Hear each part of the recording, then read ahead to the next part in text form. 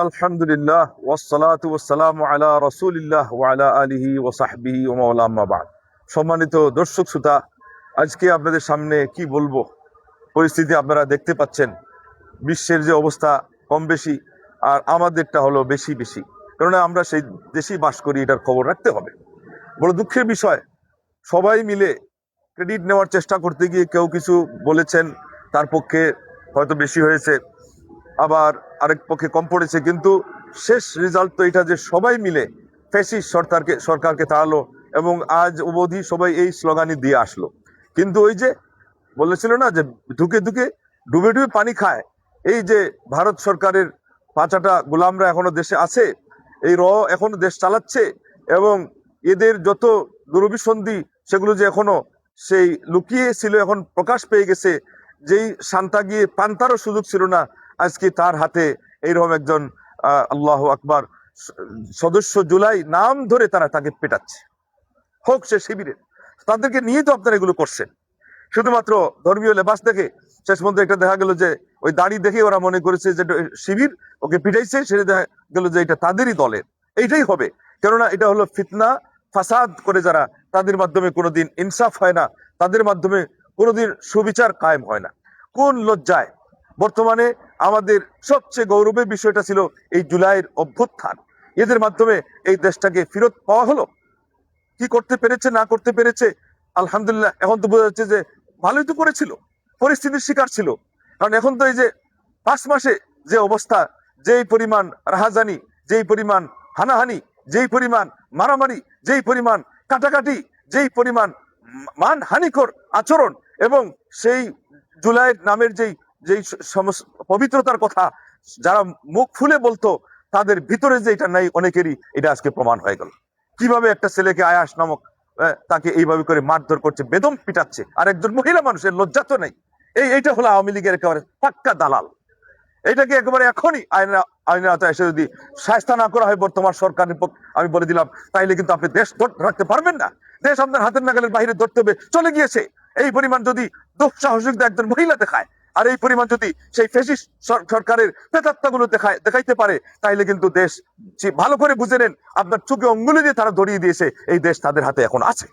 আপনি শুধু পুতুল সরকার হয়ে আছেন। আইন মজবুত করেন, শাসন ব্যবস্থা ঠিক রাখেন। এটার কারণে তো দুনিয়াতে আসতেই মানা করা হয়েছিল। আল্লাহ পাক যখন পরামর্শ চাইলেন, তার ফয়সালা তো চূড়ান্ত। সূরা বাকারা আয়াত নম্বর 30, এগুলো খুলে দেখেন, কিছু অনুবাদ পড়েন।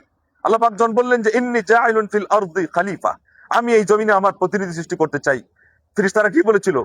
আপনি কি আতাজালু ফিহা মান ইউফসিদু ফিহা ওয়া ইয়াসফিকু দিমা ওয়া নাহনু নুসাব্বিহু বিহামদিকা ওয়া নুকদ্দিসু লাক, যারা সেখানে ফিতনা ফাসাদ সৃষ্টি করবে আর রক্ত ঝরাবে। আজকে এই যে এটা হচ্ছে ফাসাদ, তো ফাসাদ রক্ত ঝরানো পর্যন্ত একটা মানুষের জীবনের সামান্যতম একটু আঁচ আছে, একটু লক্ষণ আছে, এটা দেখলে ছাড়ে না, তারে আরো পিঠায়, বলে লা হাওলা ওয়ালা কুওয়াতা ইল্লা বিল্লাহ। এই অবস্থা তাইলে কি পার্থক্য থাকলো এই ছাত্রলীগের সাথে ছাত্র দলের? কি পার্থক্য থাকলো? বরং কিছু কিছু জায়গায় আরো এরা অ্যাডভান্স, চাঁদাবাজিতে এরা অ্যাডভান্স। এবং এখন দেখা যাচ্ছে যেখানে একটু পিছিয়ে ছিল বা সমান ছিল, এটা তো তারা অ্যাডভান্স। কিভাবে মারতেছে! আর ছাত্র শিবির বলতে তারা এখন ধর্মীয় লেবাসকেই তো তারাও চিহ্নিত করছে। ওরা যেরকম দাড়ি টুপি দেখলেই ছাত্র শিবিরের জামাত নাম করে আক্রমণ করতো, এরকম তাই করছে, এবং শেষ পর্যন্ত আল্লাহ তাদেরকে ধরা খাওয়াই দিয়েছে যে তাদের দলের লোক মরছে। এইভাবে তো মরবে যারা শাহওয়াতের কাছে বন্দী হয়। ইমাম ইবনে তাইমিয়া রাহিমাহুল্লাহ বলছেন, তাদেরকে না দিন দিয়ে কিছু শুধরানো যায়, তাদেরকে না তাদের সৃষ্টিগত স্বভাব দিয়ে অথবা মুরুদ দিয়ে বা সামাজিকতা দিয়ে বা মানবিকতা দিয়ে কিছু আটকানো যায়। কেননা এটা এদের ভিতরে এটা আগুন ঢুকে গেছে। খাহেসাত, যেটা প্রবৃত্তি, এটা হলো একটা আগুনের নাম। এটা মানুষকে আগে পুড়ায় শেষ করে, এরপরে এই আগুন পরিবারে দাউ দাউ করে জ্বলে, তারপরে সমাজকে শেষ করে দেশ এবং জাতিকে নিয়ে একেবারে লেপ্টে পড়ে। সূরা বাকারার 11 এবং 12 নম্বর আয়াত পড়েন। আল্লাহ পাক বলছেন, ওয়াইদা কিলা লাহুম লা তুফসিদু ফিল আরদ, তাদেরকে যখন বলা হয় তোমরা জমিনে ফাসাদ করো না, এবং আরেক আয়াতে আল্লাহ বলছেন যে তোমরা বাদা ইসলাহিহা, জমিন সংশোধন হওয়ার পরে তোমরা ফাসাদ করো। এটা কঠিন থেকে কঠিন নিন্দার বিষয়, এটা মেনে নেওয়া যায় না এমন একটা বিষয়। আজকে আমরা যে অবস্থা দিয়ে আছি, মন্দের ভালো তো, কিন্তু এখন যে পরিস্থিতি যাচ্ছে, এটা হলো আগের চেয়ে আরো খারাপের দিকে যাচ্ছে।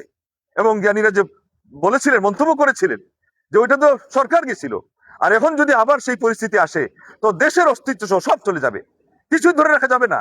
এদেরকে তাড়াতাড়ি ঠেকান, এখনই ঠেকান। আপনার অস্তিত্বের যদি চিন্তা কমও থাকে, আপনার আমানত এটা নিয়েছেন কিনা দেশ এবং জাতি? আপনি তো ওটার মতো করে একটা বিমান রেডি করে রাখছেন, আগের দিকে আপনি জাম্প করে চলে যাবেন, দেশ এবং জাতিকে কোথায় ফেলে যাবে?